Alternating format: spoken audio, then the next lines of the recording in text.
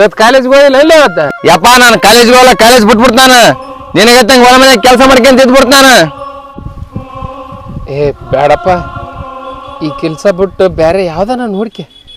ಯಾಕಪ್ಪ ಯಾಕೆ ಹಿಂಗ್ ಮಾತಾಡಕತ್ತಿ? ಇವತ್ತು ವ್ಯವಸಾಯ ರೈತಂದ್ರ ಬಾಳ ಖುಷಿ ಪಡ್ತಿದ್ದಿ, ಯಾಕಪ್ಪ? ಸಾಕಪ್ಪ ಸಾಕು.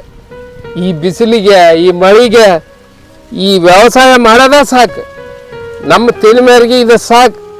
ಹಾ, ಹಂಗಂತ ಈ ರೈತನಿಗೆ ಕೇವಲ ಅಂತ ತಿಳ್ಕೊಬೇಡ.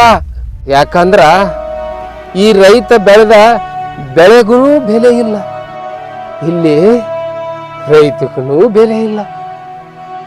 ಅದಕ್ಕೆ ಬೇಡಪ್ಪ, ಬೇಡ. ನೀನ್ ಏನನ ಹೇಳ, ನಾ ಇದಾಗಿ ಕೆಲಸ ಮಾಡವ.